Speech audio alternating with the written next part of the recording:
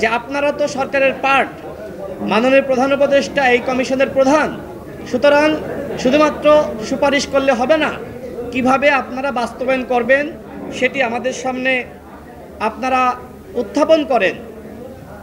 কিন্তু আজকেও আসলে তারা কোনো সিদ্ধান্ত নিতে পারেনি।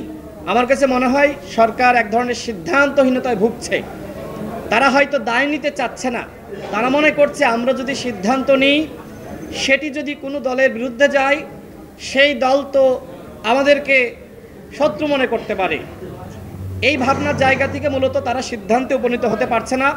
আজকে দিনব্যাপী যে আলোচনা হয়েছে, আমি সর্বশেষ বলি, সরকারের পক্ষ থেকে আমাদের সামনে অর্থাৎ ঐক্যমত কমিশনের পক্ষ থেকে যে খসড়া চূড়ান্ত অভিমত দেওয়া হয়েছে, আজকেও এটি আলী রিয়াজ স্যার বলেছেন যে এটা আসলে সরকারের চূড়ান্ত সিদ্ধান্ত না, জাস্ট এইটি আলোচনা করার জন্য দিয়েছেন। এর আগেও তারা 4টি বিষয়ে আলোচনা করেছেন, যে জুলাই জাতীয় সনদ অধ্যাদেশের মাধ্যমে, নাকি নির্বাহী আদেশে, নাকি গণভোটের মাধ্যমে, নাকি বিশেষ সাংবিধানিক আদেশে বাস্তবায়ন করা হবে।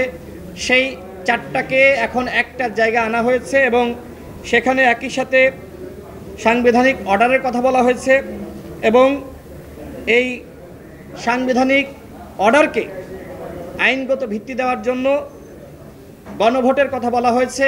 একই দিনে জাতীয় নির্বাচন এবং গণভোট, সেখানে হা বা না ভোট নেওয়া হবে। এবং সবথেকে দুশ্চিন্তার বিষয় হলো, এখানে উল্লেখ করা হয়েছে যদি গণভোটের মাধ্যমে জনগণ এইটাকে রিসিভ করে, গ্রহণ করে, তাহলেই শুধুমাত্র এর আইনগত ভিত্তি দেওয়া হবে। কিন্তু আমরা পৃথিবীর বিভিন্ন দেশে দেখেছি এরকম নজির রয়েছে যে গণভোটের মাধ্যমে অনেক কিছু আসলে বাস্তবায়িত হয়নি। আমাদের সন্দেহ সংশয় রয়েছে, বিশেষ করে হয়তো আওয়ামী লীগের সাংগঠনিক কার্যক্রমকে নিষিদ্ধ করা গেছে, কিন্তু আওয়ামী লীগের তো একটা অংশ ভোট দেয়, তাদের ভোটার রয়েছে। নানান ধরনের চক্রান্ত, ষড়যন্ত্র হতে পারে। জুলাই সনদ বাস্তবায়ন না করার জন্য নানান মহল নানান ধরনের চক্রান্ত করতে পারে, যাতে করে না ভোটের সংখ্যা বেশি হয়। আমরা মনে করি সরকারের উপরে জনগণের ম্যান্ডেট রয়েছে, গণ অভ্যুত্থানের থেকে বড় ম্যান্ডেট আর কোনো কিছু হতে পারে না। সুতরাং সরকারকে জুলাই সনদের বাস্তবায়ন এবং আইনি ভিত্তি দেওয়ার ক্ষেত্রে অবশ্যই চূড়ান্ত সিদ্ধান্ত নিতে হবে। সর্বশেষ বলবো, সব কিছুর হয়তো বাস্তবায়ন এই সরকার পারবে না, কিন্তু এই সরকারের আমলে যা কিছু অধ্যাদেশের মাধ্যমে বাস্তবায়ন করা সম্ভব সেটি করতে হবে।